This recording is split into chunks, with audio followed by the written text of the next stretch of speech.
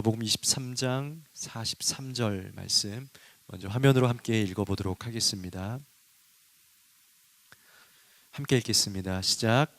예수께서 이르시되 내가 진실로 내게 이르노니 오늘 내가 나와 함께 낙원에 있으리라 하시니라. 아멘. 우리 요한복음 19장 26절에서 27절입니다. 네, 우리 말씀 또 함께 읽도록 하겠습니다. 시작. 예수께서 자기의 어머니와 사랑하시는 제자가 곁에 서 있는 것을 보시고 자기 어머니께 말씀하시되 여자여 보소서 아들이니이다 하시고 또 그 제자에게 이르시되 보라 내 어머니라 하신대 그때부터 그 제자가 자기 집에 모시니라. 아멘. 우리 가상칠언 첫 번째, 우리 어제 아버지 저들을 사하여 주옵소서 말씀에 이어서 오늘 두 번째, 세 번째 말씀 여러분과 함께 나누도록 하겠습니다.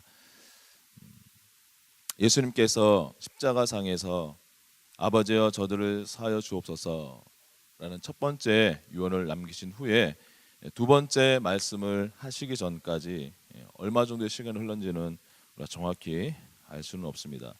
그러나 그 시간이 짧은 시간은 아니었다라고 우리가 생각해 볼 수 있습니다. 왜냐하면 예수님이 첫 번째 유언과 두 번째 유언을 하시는 그 사이 오늘 우리가 읽었던 이 본문 배경에 등장하는 예수님과 함께 못 박힌 그 두 명의 강도 중에 한 사람이 그 심경의 변화를 일으키고 그 사이 예수님이 두 번째 고백하시는 그 전에 예수님을 향해서 신앙을 고백하기 때문입니다. 마태복음 27장 41절에서 44절을 보면 이들이 예수님과 함께 십자가에 달리신 후에 처음에는 이 두 강도가 함께 예수님을 모욕하는 일에 하나가 되었었다라고 기록하고 있습니다. 그와 같이 대제사장들도 서기관들과 장로들과 함께 희롱하여 이르되 그가 남은 구원하였을 때 자기는 구원할 수 없도다. 그가 이스라엘의 왕이로다. 지금 십자가에서 내려올지어다. 그리하면 우리가 믿겠노라. 그가 하나님을 신뢰하니 하나님이 원하시면 이제 그를 구원하실지라. 그의 말이 나는 하나님의 아들이라 하였도다 하며 함께 십자가에 못 박힌 강도들도 이와 같이 욕하더라. 십자가 외에서 예수님의 몸은 제물이 되셨습니다. 머리에는 가시관이, 손과 발에는 세 개의 대못이 굳게 박혀서 우리가 상상할 수 없는 그 고통을 느끼게 했던 것입니다. 예수님은 점점 물과 피가 또 쏟으면서 기력이 다할수록 그 몸은 점점 처져서 늘어지게 되었고 늘어지면 늘어질수록 뼈를 으깨고 들어간 그 못이 그 살을 찢으면서 더 큰 고통을 불러왔던 것입니다.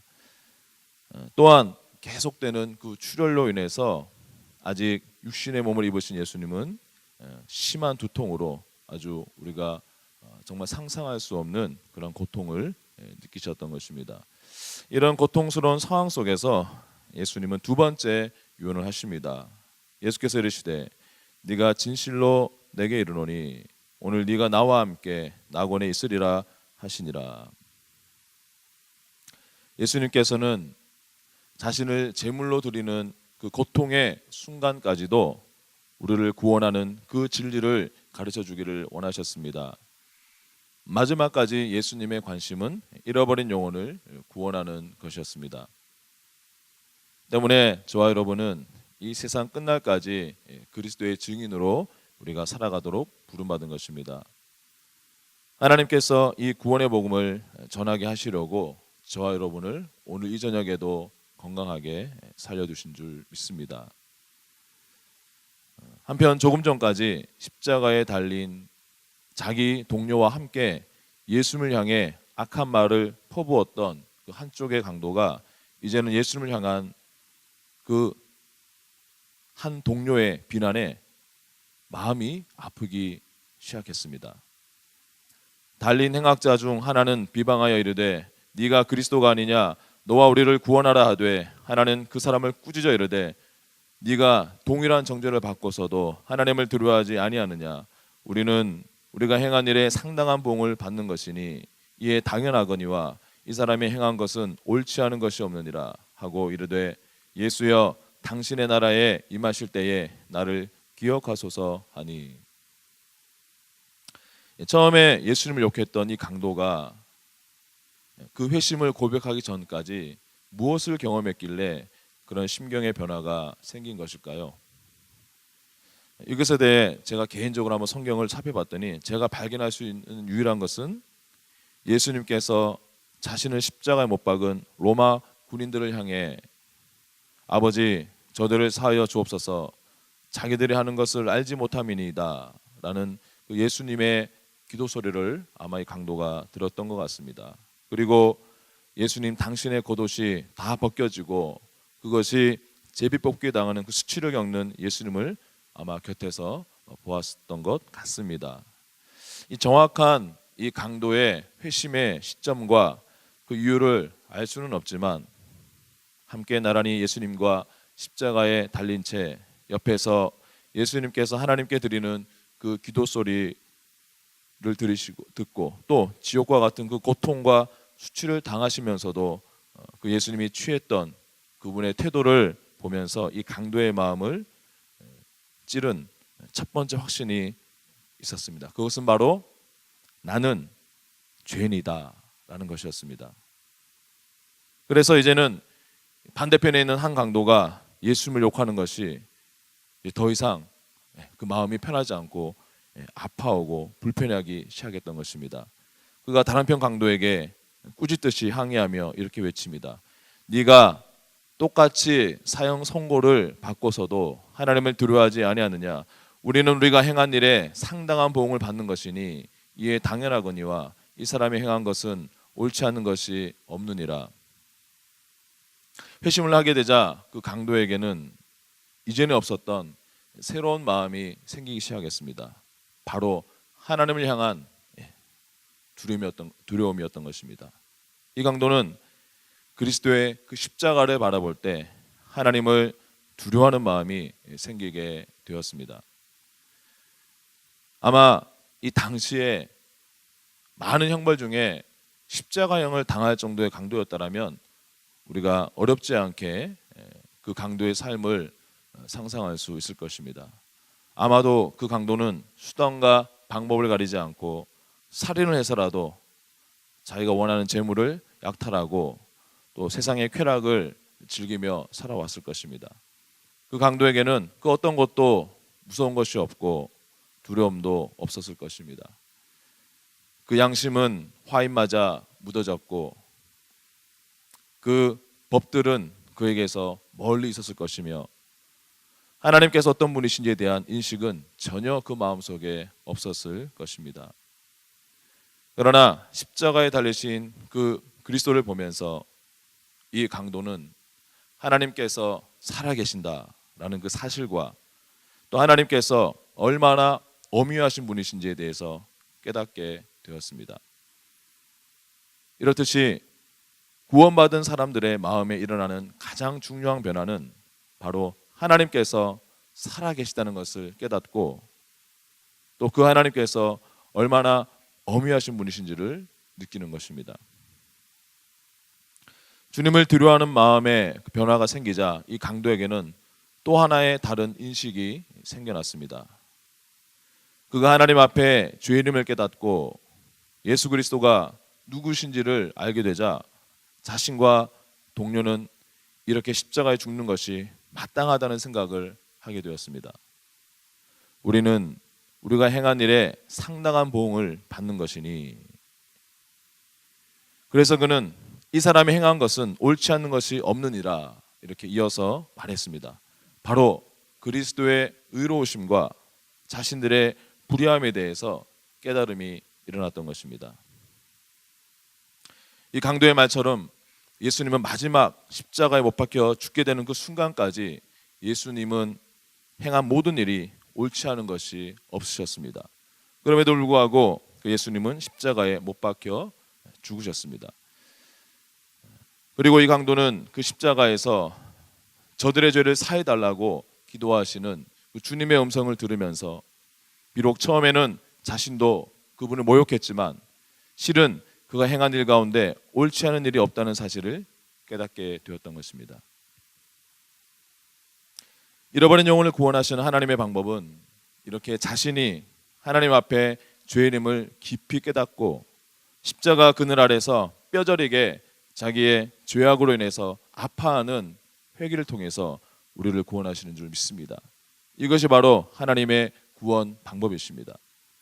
이런 회심을 경험한 강도는 그 예수님께 감히 자신 같은 이 죄인을 구원해 달라고 그렇게 차마 말하지 못하고 그냥 자신을 다만 기억만이라도 해 주십사 하고 주님께 매달렸던 것입니다. 예수여, 당신의 나라에 임하실 때에 나를 기억하소서. 그러자 예수님은 내가 진실로 내게 이르노니 오늘 네가 나와 함께 낙원에 있으리라 고 말씀하시며 그의 구원을 약속해 주셨습니다. 여기서 우리가 낙원이라는 이 단어를 신학적으로 굳이 설명한다면 우리가 중간 상태라고 부를 수 있습니다. 그 낙원은 구원받은 영혼들이 천국으로 들어가기 위해서 대기에 있는 장소입니다. 그것은 마치 구원받지 못한 영혼들이 지옥으로 들어가기 전에 음부라는 곳에서 대기하고 있는 것과 마찬가지입니다. 예수님께서 재림하기 전에 육신의 죽음을 경험한 사람들은 낙원 또는 음부에 가 있게 되어 있습니다. 그래서 마지막 부활과 심판이 있고 나면 낙원에 있는 사람들은 천국으로 가게 되고 음부에 있는 사람들은 지옥으로 보내지게 되는 것입니다. 저는 이 예수님이 오늘 두 번째 유언의 말씀 중에 오늘이라고 하는 이 말을 우리가 좀 더 주목했으면 좋겠습니다. 오늘 네가 나와 함께 낙원에 있으리라. 이 오늘이라고 일컫는 이 날은 어떤 날입니까? 저와 여러분이 이 땅에서 오늘 하루도 살아가고 있는 이 날들, 이 동안에 우리는 주 예수 그리스도를 믿을 것인가 믿지 않을 것인가, 아니면 내가 잠시 잠깐의 이 세상의 순간의 삶으로 내 생을 마감할 것인가, 아니면 영혼을 향해서 살아갈 것인가를 결정할 수 있는 바로 그날이 오늘인 것입니다. 이렇게 십자가 위에서 두 번째 말씀을 하신 후 또 얼마인지 우리가 알 수 없는 시간이 잠시 흘렀습니다. 그리고 주님은 정말 몸소리치는 그 고난을 견디시면서 이 세 번째 말씀을 하시기 위해서 떨리는 입술을 떼셨습니다. 처음 가상 7언의 두 마디가 우리의 죄사함과 구원을 위한 것이라면 이 세 번째 유언은 육신의 어머니인 마리아와 사랑하는 제자 요한에게 주신 말씀이었습니다. 예수께서 자기의 어머니와 사랑하시는 제자가 곁에 서 있는 것을 보시고 자기 어머니에게 말씀하시되 여자여 보소서 아들이니이다 하시고 또 그 제자에게 이르시되 보라 내 어머니라 하신대. 이 세 번째 유언은 사복음서 중에서도 오로지 요한복음에만 기록되어 있습니다. 그리고 이 복음서를 기록한 사도 요한은 주님께서 십자가에서 죽어가는 광경을 목격한 유일한 제자가 되었습니다. 요한복음 19장 25절에 보면 예수님께서 이 세 번째 유언을 남기기 전까지의 그 상황을 간단하게 설명하고 있습니다. 예수의 십자가 곁에는 그 어머니와 이모와 글로바의 아내 마리아와 막달라 마리아가 섰는지라. 주님을 십자가에 못 박아 그 처형하는 일을 마쳤을 때 그것을 구경하던 백성들은 제각기 돌아갔습니다. 그리고 그토록 후늦게 울던 그 많은 여인들도 대부분 다 돌아갔습니다.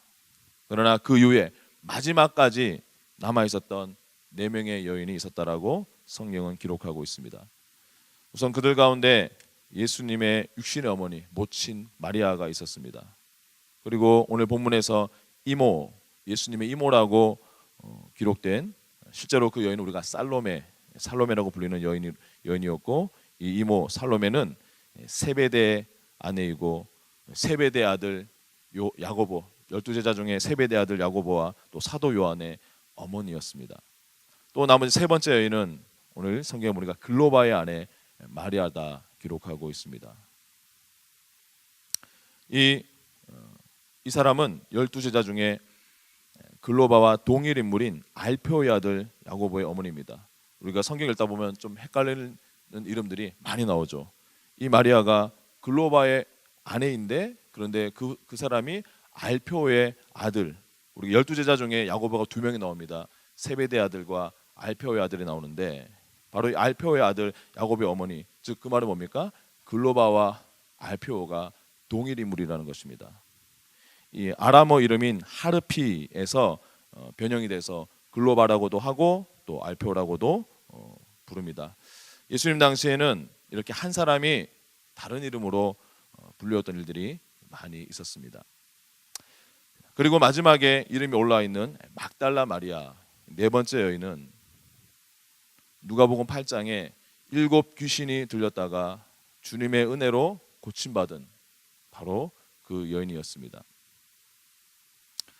그들은 만약에 예수님의 십자가에 끝까지 아마 남아 있었더라면 예수님과 같은 그 잔당으로 그 무리로 몰려서 고초를 겪게 될 수도 있었음에도 불구하고 그들은 십자가 아래 끝까지 따라와서 남아 있었습니다. 왜 그랬을까요? 누가 시켜서일까요? 바로 예수님을 향한 그들 안에 있는 그 주체할 수 없는 그 사랑이 그렇게 하도록 시킨 것입니다. 그 여인들은 진정으로 예수님을 깊이 사랑하는 여인들이었습니다. 우리는 특별히 이 세 번째 예수님의 유언을 읽다 보면 예수님이 어머니 마리아를 향해서 여자여라고 호칭하는 것에 대해서 약간은 우리의 정서상 부자연스러움을 우리가 느낄 수 있습니다. 예수님은 왜 자신의 어머니 마리아를 향해서 어머니라고 부르지 않고 이 십자가 위에서 여자여라고 부르셨을까요? 아마도 그 이유는 30년의 세월 동안 이 마리아를 육신의 어머니로 모시고 살았지만 이제 예수님께서는 이 세상의 혈육에 더 이상 매여 있을 수 없는 만왕의 왕이요 모든 사람들을 위한 구속주가 되심을 보여주고 계신 것이었습니다. 당신이 비록 마리아의 몸을 빌려서 이 땅에 태어나시긴 하셨지만 그러나 지금 십자가에서 달려있는 것은 그녀의 아들로서 고난을 당하시는 것이 아니었기 때문이었습니다. 요한복음 19장 25절에 기록되어 있는 이 4명의 여인 외에 마지막 한 명이 더 있죠. 예수님의 십자가에 끝까지 남아있던 한 명이 누굽니까? 바로 오늘 26절에 말하는 사랑하시는 제자라고 표현된 사도 요한입니다. 근데 우리가 마태복음 26장 55절 56절 말씀을 보게 되면 주님께서 붙잡혀 가실 때 제자들이 모두 다 도망갔다라고 기록되어 있습니다. 그때에 예수께서 무리에게 말씀하시되 너희가 강도를 잡는 것 같이 칼과 몽치를 가지고 나를 잡으려 나왔느냐? 내가 날마다 성전에 앉아 가르쳤으되 너희가 나를 잡지 아니하였도다. 그러나 이렇게 된 것은 다 선지자의 글을 이루려 함이니라 하시더라. 이에 제자들이 다 예수를 버리고 도망하니라. 자, 이렇게 그 제자들과 함께 도망쳤던 요한이 어떻게 지금 십자가 아래에서 예수님의 음성을 듣고 있게 되었던 것일까요? 우리는 이것을 통해서 어렵지 않게 생각할 수 있습니다. 바로 이 사도 요한이 도망가다가 중간에 마음의 변화가 일어나서 다시 예수님께로 돌아왔다는 것을 우리는 알 수 있습니다. 예수님께서 십자가에서 운명하시기 전에 사도 요한은 예수님께로 돌아왔습니다. 예수님의 가장 힘든 순간에 제자들은 아무도 보이지 않았습니다. 그들은 모두 두려워 떨며 어딘가에 숨어 있었습니다. 그러나 요한은 다른 제자들보다 먼저 회개했습니다. 요한이 제자들 가운데 오직 혼자 주님의 마지막 유언을 들을 수 있었던 이유가 바로 그 때문인 것입니다. 비록 요한은 모든 제자들과 똑같이 실패했고 주님을 버렸지만 그래도 그는 모든 제자들 중에 가장 먼저 돌이켜서 십자가 언덕으로 달려왔습니다. 아마도 이 요한은 이미 예수님을 십자가에 못 박아 놓고 자신의 임무를 끝내고 내려왔던 그 로마의 군인들과 그 무리들을 비집고 눈물을 흘리며 예수님을 향해서 거꾸로 다른 박질 쳤을 것입니다. 그렇게 자신에게 다시 돌아온 요한을 보시고 예수님은 아무런 책망하는 말씀 없이 보라 내 어머니라고 말씀하시면서 자신의 그 실패에 자책하고 있던 요한에게 예수님은 여전히 변함없이 그를 사랑하시는 당신의 그 마음을 보여주셨습니다. 요한은 실패했지만 그를 향한 예수님의 사랑은 결코 실패하지 않았음을 예수님은 보여주셨습니다. 예수님은 지금도 이 실패한 요한과 같은 그런 사람을 찾고 계십니다. 저와 여러분도 요한처럼 우리가 실패할 수 있고 주님 버릴 수 있지만 그러나 그것을 깨달았을 때 즉시로 주님께로 달려가고 회개하고 돌아가는 저와 여러분 되시기를 주의 이름으로 축원드립니다. 그리고 예수님은 이 마지막 순간에 이 세 번째 유언을 통해서 온 힘을 다해 당신의 그 육신의 가족인 그 어머니를 끝까지 돌보셨습니다. 십자가의 사랑을 입은 우리는 가장 먼저 우리와 가장 가까운 사람들에게 그 사랑을 실천할 수 있어야지 진실된 사랑의 실천이 될 수 있는 것입니다. 말씀을 정리하겠습니다. 오늘 가상칠언의 세 번째 말씀 가운데 첫 번째 오늘 우리 예수님의 십자가에서의 두 번째 그 말씀, 오늘 네가 나와 함께 낙원에 있으리라 라는 이 말씀을 오늘 이 저녁에 우리 각자에게 적용해 보았으면 좋겠습니다. 평강의 왕이신 예수님은 오늘도 저와 여러분이 당신 안에서 낙원을 누리고 평강을 누리기를 간절히 원하십니다. 하지만 우리는 너무나 자주 미래에 대한 걱정과 또 과거에 대한 후회를 하며 오늘 하루 지금 이 순간에 주님 안에 안식하고 주님이 주시는 그 은혜를 누리지 못할 때가 얼마나 많은지요. 이로 인해서 저와 여러분의 과거와 그 미래가 우리의 현재 지금의 오늘의 평강을 훔쳐가는 그런 강도와 같이 되는 것입니다. 마치 예수님의 양쪽에 달린 그 두 사람의 강도처럼 말입니다. 그런데 예수님은 십자가에 달리시면서 우리를 이 과거와 미래에 대한 강도로부터 구원하시고 지켜주셨습니다. 그래서 고린도후서 6장 2절에 보라 지금은 은혜 받을 만한 때요 보라 지금은 구원의 날이로다 라고 말씀하는 바로 오늘이란 이 하루 지금 이 순간 예수님은 우리를 구원하시고 축복해 주시는 것입니다. 오늘 지금 여러분들의 마음속에 있는 지금 여러분들의 의식과 무의식 가운데 있는 내 안에 미래와 또 나의 과거에 대한 불안, 염려, 걱정, 후회가 내 마음에 떠나지 않는다면 이 예수님께서 강도하게 하신 그 말씀을 기억하시기 바랍니다. 오늘 네가 나와 함께 낙원에 있으리라. 그리고 예수님의 십자가에서의 세 번째 말씀인 여자여 보소서 아들이니다 라는 이 말씀을 통해 정말 내가 십자가를 통해 받은 그 하나님의 한량없는 그 사랑을 하나님이 내게 보내신 내 가족들, 내 동료들, 내 이웃들, 내게 맡기신 그 영혼들을 향해서 그 사랑을 실천하고 베풀고 있는지를 우리가 한번 돌아보았으면 좋겠습니다. 우리는 이 저녁에 다시 한번 그 십자가에서 우리를 위해서